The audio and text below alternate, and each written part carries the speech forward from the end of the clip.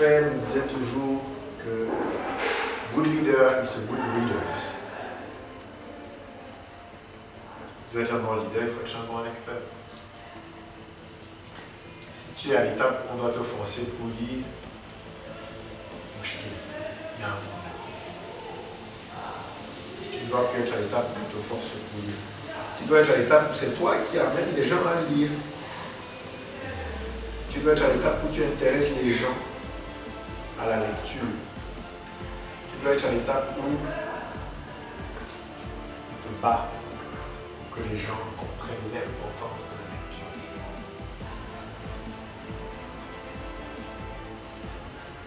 La lecture, comme les études, le travail, la vie en soi, sont des projets dans lesquels on rencontre beaucoup d'obstacles. Et l'un des obstacles auxquels tout le monde finit toujours par passer, c'est le découragement. Tu peux venir prendre part aux activités du Label Afrique, être encouragé, être boosté. Mais à chaque fois, tu fais face au découragement. Et ce matin, je voudrais qu'on puisse parler du découragement. Quelles sont mes compétences? Parce que ce que tu as dans les mains, là, ce n'est pas d'abord une compétence. Ça devient une compétence quand ça peut profiter à quelqu'un d'autre.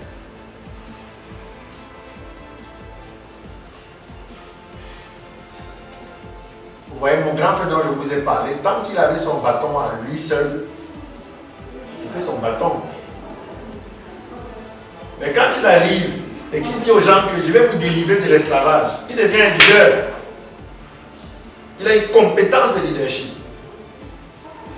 Vous voyez un peu? Mais tu peux avoir quelque chose dans les mains et tu n'as pas une compétence. Ça commence à devenir une compétence quand c'est profitable. C'est pour ça que la question c'est, suis-je profitable? Est-ce que je suis profitable? Est-ce que si Franck a besoin de quelque chose, il peut me faire appel? Si Franck me fait appel, c'est que je lui suis profitable. Dans profitable, il y a quel mot? La racine, c'est quoi? Profit. Je peux faire. Si je suis profitable, je peux faire du profit. Un des synonymes de profit, c'est la valeur. Si je suis profitable, je peux estimer la valeur de mon profit et convertir cela en dirhams ou en euros ou en dollars. En fait, quand tu es sur ton couloir et que tu fais ce que tu as à faire, les gens vont chercher. Les gens vont chercher. Et je te témoigne ça juste pour te challenger, juste pour te dire que mets-toi au travail. Ne te mets pas pour objectif que oh ouais, je dois contacter tel boss, produit de la valeur. Et tu vas voir que tes réseaux vont grandir. Commence dès maintenant à avoir de bons réseaux. Dans quelle communauté tu évolues? Avec quel type d'amis tu marches? C'est ça qui va te positionner pour que demain tu sois dans des communautés, dans des réseaux où tu te dis, ah ouais, regardez. Tout leader doit faire du théâtre. Parce qu'en réalité, si tu n'es pas du théâtre, c'est toi le théâtre. Si tu ne fais pas le théâtre qui te fait. Pour que ta vie cesse d'être un théâtre, il faut que tu fasses du théâtre. J'expliquerai ça la semaine prochaine. Donc, on va faire du théâtre. Et quand on va faire du théâtre, tu vas te rendre compte que cette douleur dont on a parlé la dernière fois et que tu as réussi à faire ressentir, beaucoup de gens autour de toi sont le jouet de leur douleur. Et tu vas voir comment, en réalité, en jouant des rôles, tu vas trouver l'équilibre dans la vie et tu vas réussir. Et je veux juste te donner cette citation d'un auteur très célèbre que j'aime beaucoup, qui dit, dans la citation qui donne le nom de l'auteur, le théâtre est un jeu très sérieux. Et toute personne sérieuse doit jouer au théâtre. Le théâtre est un jeu très sérieux. Et toute personne sérieuse doit jouer au théâtre. L'auteur, c'est Herman Telfer. Je n'attendais pas à celle-là. Et en tant qu'orateur, en tant que leader, tu dois connaître le théâtre. Le théâtre va te permettre d'exprimer tes émotions, de théâtraliser tes émotions pour pas que tes émotions te détruisent. Parce que si tu ne sais pas théâtraliser tes émotions, tu vas te détruire. On va apprendre à pleurer, à rire, à se mettre en colère, mais de manière réelle. De manière réelle. Parce que si tu ne sais pas pleurer, et là je veux m'adresser aux hommes, si tu es un homme et tu penses qu'un homme ne doit pas pleurer, tu passes à côté. Tu passes à côté d'une puissance qui va faire de toi un grand leader. Un leader, un champion pleure. Et c'est bon. C'est pour ça que j'ai écrit un livre qui s'appelle Le bouquet de larmes. La restauration des larmes. On nous dit, oh non, un homme ne pleure pas. C'est du mensonge. C'est parce qu'un homme ne pleure pas, qu'on a fabriqué des monstres qui tapent sur les femmes, qui volent, qui sont irresponsables. Il faut laisser les garçons pleurer. Il faut les laisser pleurer.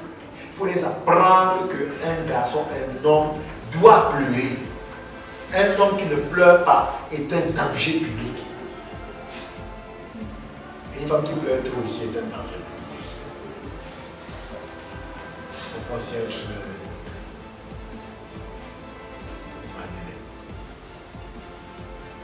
mais c'est important.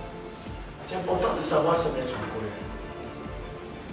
Ce n'est pas la colère, la colère n'est pas le problème. C'est la conservation de la colère et les actes qui suivent la colère qui peuvent être un problème. Une belle colère, une bonne colère momentanée, c'est bon. Il y a des situations où tu dois donner de la colère aux gens. Tu as appelé à parler devant des foules et à un moment donné, cette jeunesse-là, cette foule qui sera en face de toi, il faudra que tu les donnes un peu de colère. Il faudra que tu les boostes avec un peu de colère. Et qu'après, voilà, il faudra que tu... Un leader, c'est quelqu'un qui est capable de prendre une foule de 100, 200, 1000, 10 000 personnes et de les amener en l'espace de 30 minutes du rire aux larmes, en passant par la colère, le dégoût et autres. Tu dois les balader pour enfin lâcher une bombe et leur dire allez-y. Ça. Et tu ne peux pas le faire si toi tu es insensible à ça. C'est vrai. Il y a beaucoup de mauvais goût. Il ne faut pas aller chercher pour les trouver. Très souvent ils viennent à toi eux-mêmes. Ils viennent à toi. En général, il y a des grandes invitations. Viens, Gifty. Par contre, les bons groupes sont rares, très rares. Donc, deux techniques que moi j'utilise pour trouver les bons groupes. La première des choses que je fais, je cherche des bonnes personnes et je regarde les groupes dans lesquels ils sont. Et j'étais pourtant président de 2 clubs en même temps et responsable ou conseiller ou avec un peu de responsabilité à la coopérative scolaire dans un établissement de l'élève, organisant des activités à tour de bras. Et je réussissais les études parce que j'étais dans des bons réseaux, parce que j'étais avec des gens qui aujourd'hui, pendant 4 ans j'étais responsable du bloc A placé du bloc communication, aujourd'hui je suis dans les arts visuels de la communication. Celui qui était responsable du club olympique, aujourd'hui il travaille dans le monde du football, dans le monde olympique au Qatar. Celui qui était avec moi au club journal, aujourd'hui il est journaliste. Tout notre réseau, où on était, ce qu'on faisait au lycée, nous tous, ce qu'on fait aujourd'hui. Et on est dans le même réseau. Donc, C'est comme ça à l'école. Cherche des réseaux, des gens qui ont de l'ambition dans la vie, des gens qui veulent faire des choses. Et bosse avec eux. En dans des groupes d'études où après avoir étudié, on parle des projets d'avenir, on ne parle pas des garçons ou des filles. Nous, on ne parlait pas des garçons ou des filles. Ça ne veut pas dire que les gens n'avaient pas leurs copines. Nous, on ne parlait pas de ça. On parlait du pays, on parlait de ce qu'on veut faire, on parlait de tout. Je me souviens en l'an 2000, le 31 décembre, donc le 1er janvier de l'an 2000, avec mon groupe d'amis, d'artistes, on était 5. On s'est donné rendez-vous à la Tour Eiffel. On s'est dit, dans 10 ans, on se donne rendez-vous tous à la Tour Eiffel. En 2013, j'étais à la Tour Eiffel. Je les ai appelés et dit, je suis là. J'avais un pote qui était en Allemagne, l'autre était en Italie. Là, ils ont dit, j'arrive. Non, nous, on était des fous. Oui. Je voulais ajouter, souvent on dit, quand tu désires quelque chose, tu peux l'attirer. Exactement. Nous, c'est ce qu'on faisait.